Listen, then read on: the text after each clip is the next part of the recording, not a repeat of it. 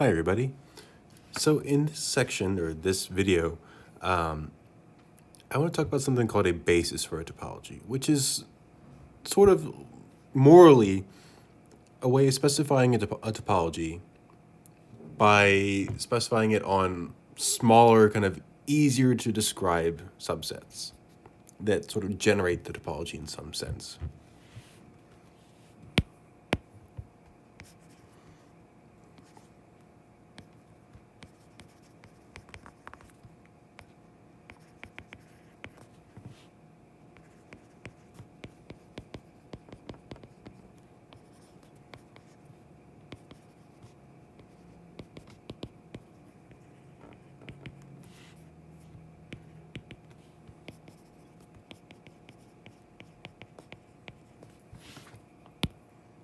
So let's define it then.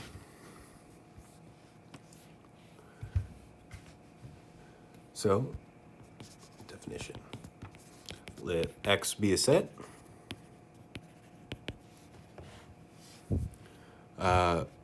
Then, all right, script B is a basis for a topology, on X, if the following holds. So this is a collection of subsets.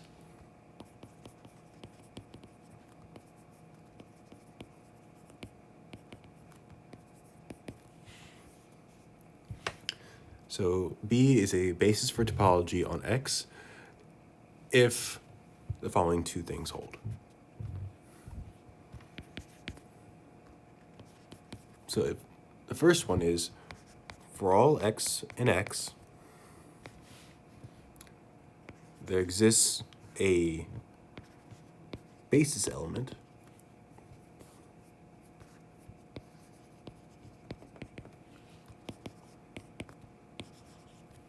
So maybe I should also say that we're going to call the elements of this set basis elements.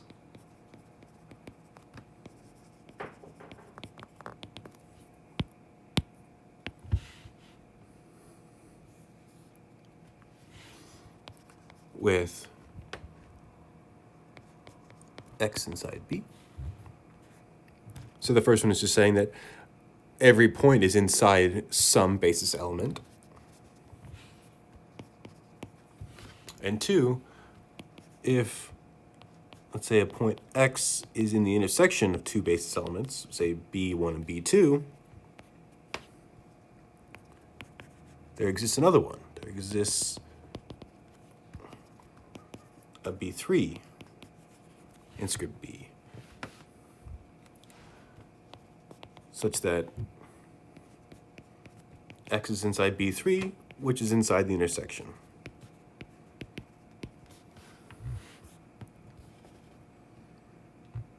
So you can always kind of refine these intersections.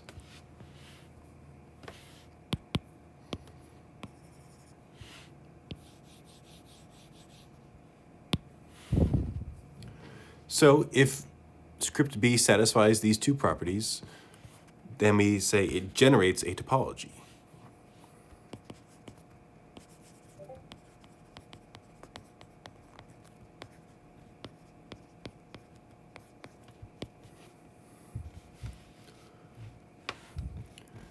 So if it satisfies 1 and 2, the topology generated by B, generated by the basis, is as follows.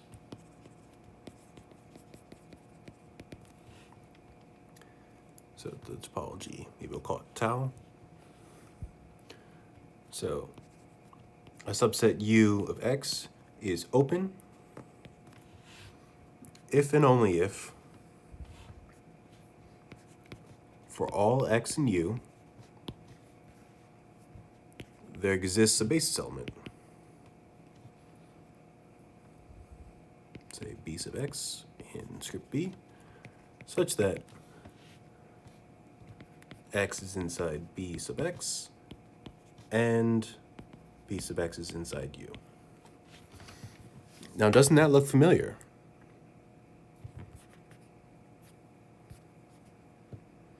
That's why I wanted to introduce it. So the idea is that, in particular, you can say anything is open if there's a particular kind of subset that is an open neighborhood of it. So again, I've said this before, that you definitely do not need to have taken an analysis class before this. But if you have, then the traditional definition you see in analysis about openness in a metric space is when you can choose your neighborhoods to be open balls. So compare it with.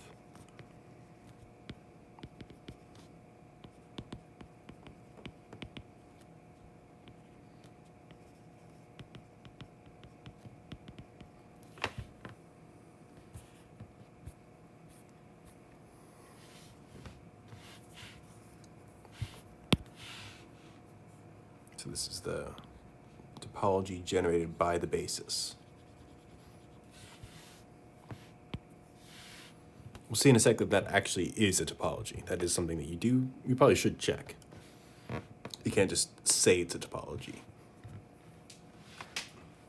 But, maybe some examples.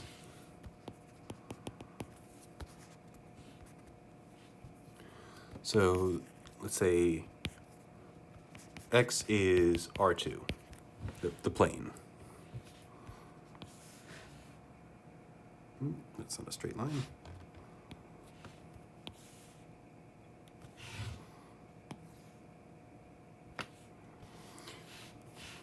So I'm going to describe two bases here. One will be the collection of all open balls or open disks.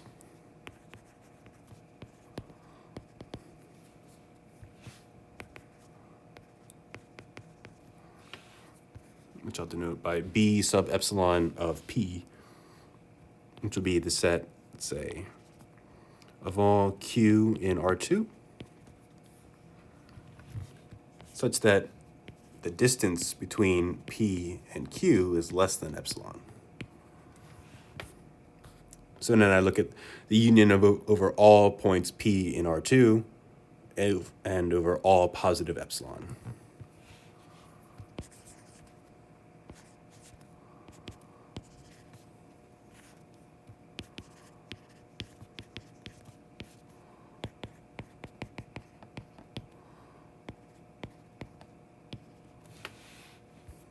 And these things look like, say, here's P, and then epsilon, or the ball radius epsilon. Well, it looks just like an open ball, where we don't include the boundary. These are the ones that you typically see in something like analysis, or that you've seen 1,000 times before in, a basic calculus class. Another example in R2,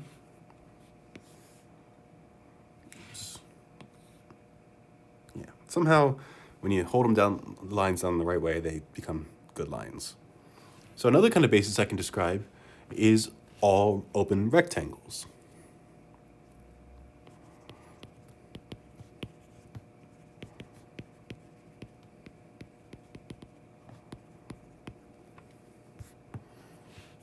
Let's say if I look at maybe the product of two intervals.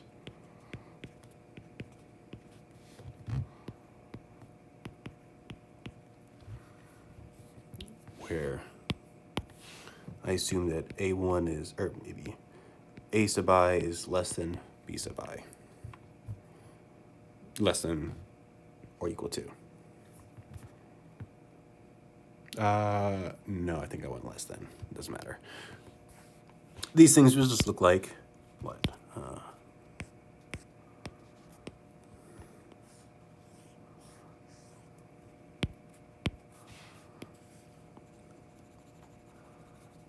Imagine that was straight.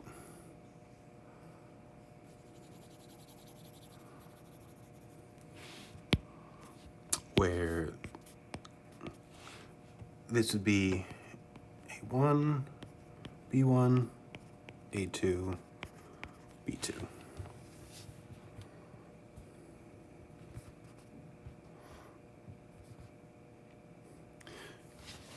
So an interesting thing to check, if you could, is that these two things generate the same topology. So maybe I'll call this one B2.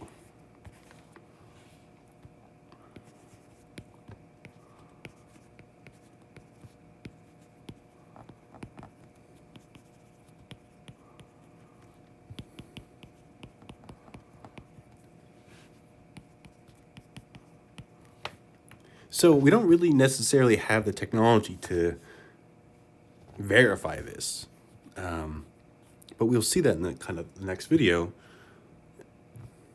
But it's maybe kind of intuitively clear. Like if I find any point P in here, oops. Well, I can always find a small enough open ball that fits completely inside the rectangle. And likewise, if I have an open ball, I can always find a small enough little rectangle. Ooh, that's, maybe I'll do it like this.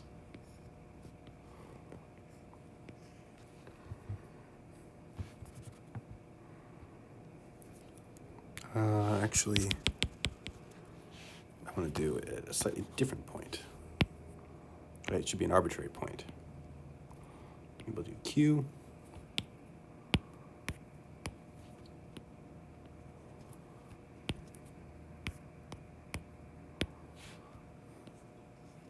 Any point inside this ball can find a small little rectangle that's completely within the ball.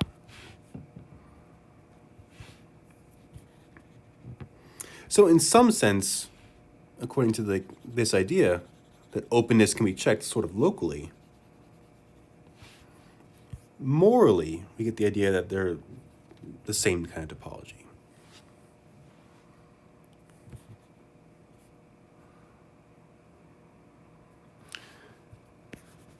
So there is kind of an elephant in the room right now, and it's that I didn't actually verify that a topology generated by a basis is a topology.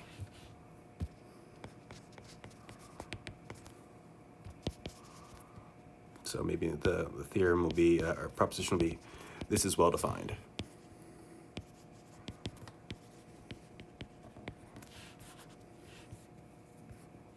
Like this statement, it's actually topology.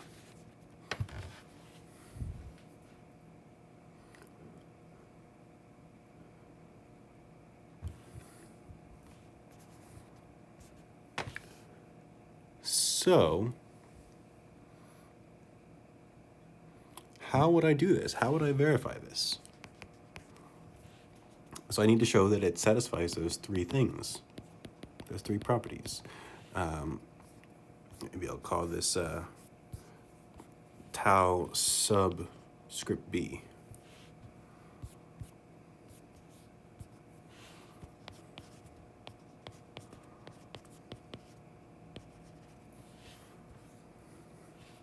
I need to show that arbitrary unions of things in tau sub b are in tau sub b.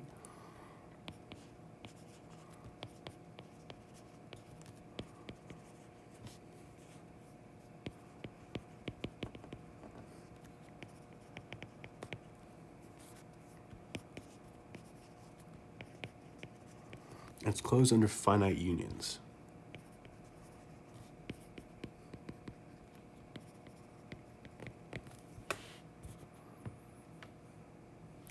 Well, this part's trivial, right? The empty set is always a subset of everything. So it's definitely going to be in there. But why is X in there?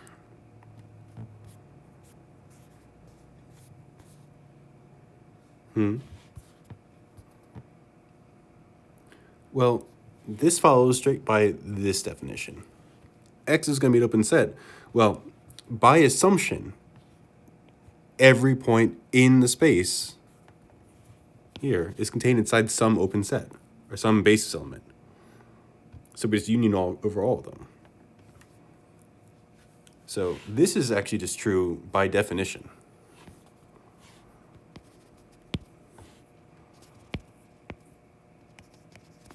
Or by assumption, I should say. And then I'll do 2, and then you guys try to work through 3 on your own.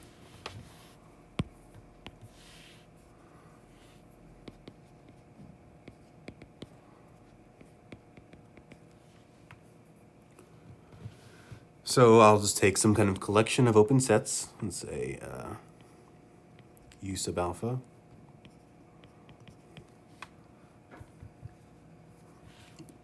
collection of opens generated by this thing, and consider their union.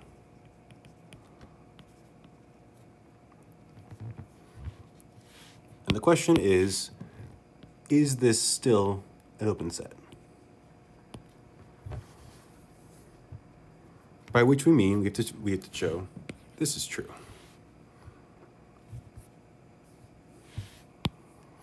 Well, let X be inside here. Let X be an element of this union. Well, by definition of the union, that means that there has to exist some index alpha in A such that X is in U sub alpha. Maybe I'll call it alpha naught or something, just to distinguish it. Right, that's the definition of the union, of membership in the union. Well, this is open, right? This is an open set by assumption again.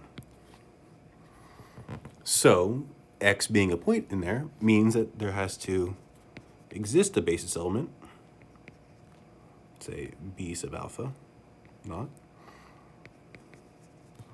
such that X is inside this basis element, which is a subset of U sub alpha naught.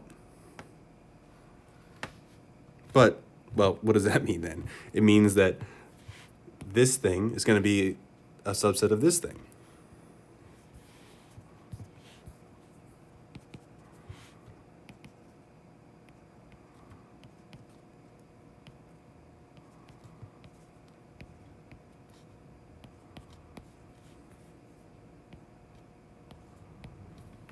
Right? This is going to be true.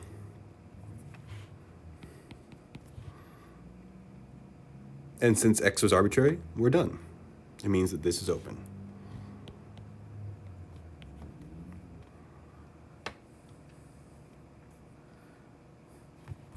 To do the finite intersection one, you'll need to use the second assumption. That's your hint. All right.